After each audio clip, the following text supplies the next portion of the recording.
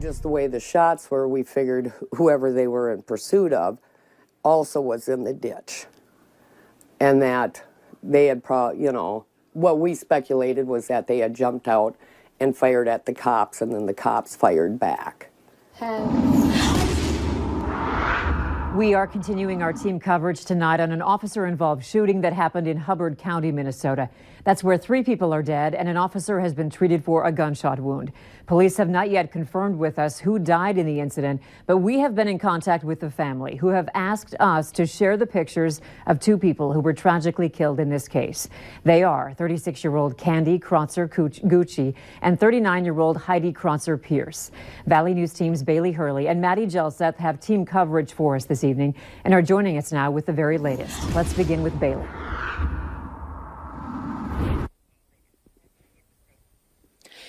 Andrea, I've been talking with family members of both the victim and the suspect all day today, and they say that both Heidi and Candy went to that house in Nevis that is also a daycare last night to pick up their nieces and nephews. Now, that's when the suspect came out of the house and shot both women in their vehicle. Now, family members say that the suspect then took one of the women out of the vehicle and left her body in the driveway. Now, that's when he got into the vehicle and fled the scene with the other woman still in the passenger seat.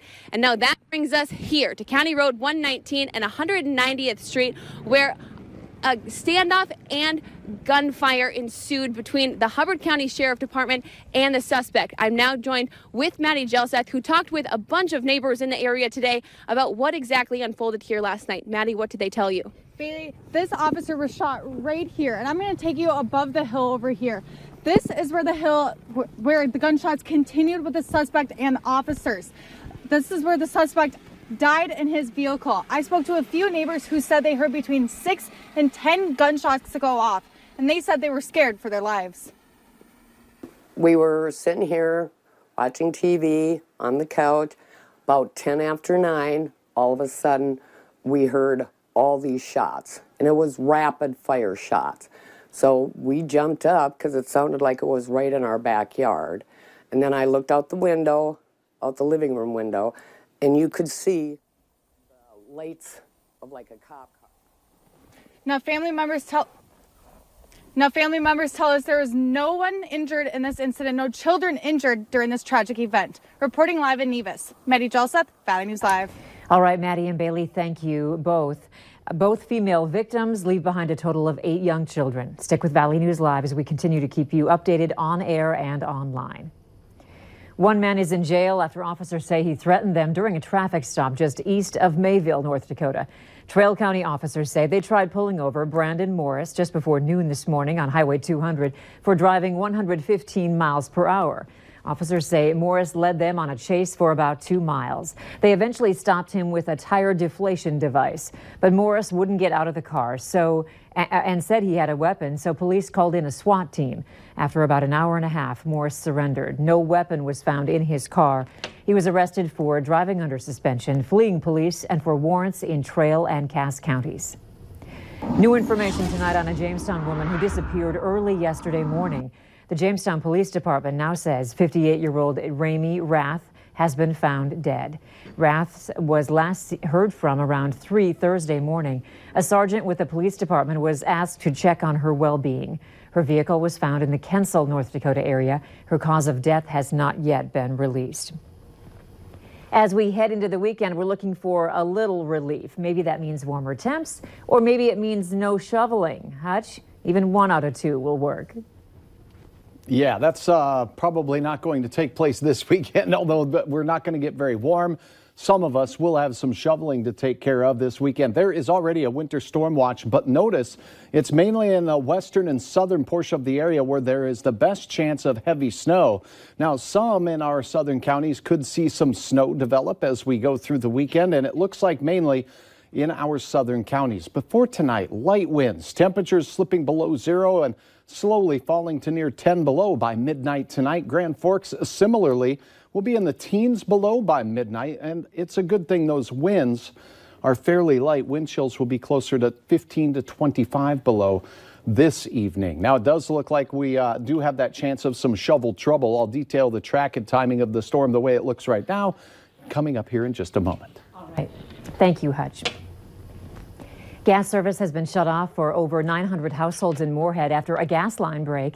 Xcel Energy officials say crews went door to door to turn off meters of the affected customers. Officials tell us 100 crew members are working to repair the damage as quickly as possible. It happened this morning when a snow removal crew hit a gas line near the Eventide Nursing Home. 8th Street South between 12th and 24th Avenues are blocked while Xcel Energy crews try to make repairs. We will have more on this story tonight on Valley News Live at 6. It's time to take a look at this week's Valley's Most Wanted. Police say 29-year-old Jaron Schermerhorn is wanted for possession of a controlled substance and drug paraphernalia. You can call your local law enforcement if you have any information on him. A man is in jail after police say he stole a car and led them on a long chase through Fargo and West Fargo. It started around 1 a.m. when West Fargo officers spotted a car on Main Avenue in Fargo that was reported stolen.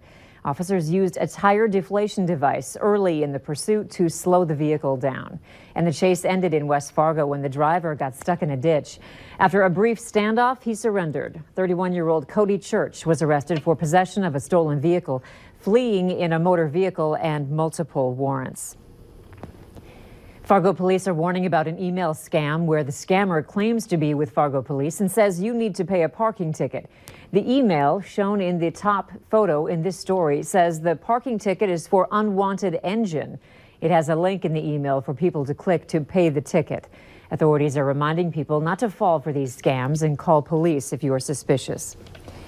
Some North Dakota lawmakers say they're tired of seeing the same recommendations audit after audit. But right now, there's not much they can do. The House passed a bill hoping to change that. Representative Keith Kemenich is one of those lawmakers who sees repeat audit findings every interim session. This is how the bill works. That doesn't consult with the executive branch. They just do, and stuff on it. This here is, and the intent is to use the OMB to move this forward if there is some issues and stuff on it. This bill takes and is starting to give that power to cut spending by administrative agencies to the Audit and Fiscal Review Committee. And I just think it's an unconstitutional use of the committee. The process is indefinite in the sense that the committee will have flexibility to decide whether they ask the Office of Management and Budget to reduce an agency budget. Friends are mourning the loss of former Moorhead Schools Superintendent Lynn Kovash, who passed away last night. She had been fighting pancreatic cancer for the last 2 years. Kovash started as a teacher in Moorhead in the late 1980s and served in many roles before being named superintendent in 2008. She retired in November of 2017 after her cancer diagnosis.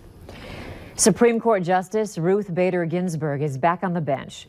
According to the court press office, the 85-year-old has returned to work at the building for the first time since lung cancer surgery in late December. Ginsburg is attending the justices' Friday closed-door conference at which they're weighing whether to add new cases and finalizing opinions in cases argued in the fall. Ginsburg missed 6 days of arguments and 3 private conferences as she recuperated from the surgery. The court has said she participated in the court's work despite her absence. Over the last 6 years, the Fargo VFW has raised nearly $60,000 for veterans at the VA hospital by putting on their annual Derby for the Vets fundraiser. And this year, the fundraiser is bigger than better than ever. The event starts at 10 tomorrow morning with the opening ceremony at noon and races beginning shortly after. It makes everybody feel good. It's even if somebody donates $10 or buys something in the auction, it's a great feeling for them too. So it's like that whole wave of feeling good is sweeping over the community, and here we are at the Derby for the Vets. Admission to the Derby is free, but it is 21 plus. Be sure to download the Valley News Live News app. You'll get breaking news alerts, school closings, the latest weather, and headlines, all for free.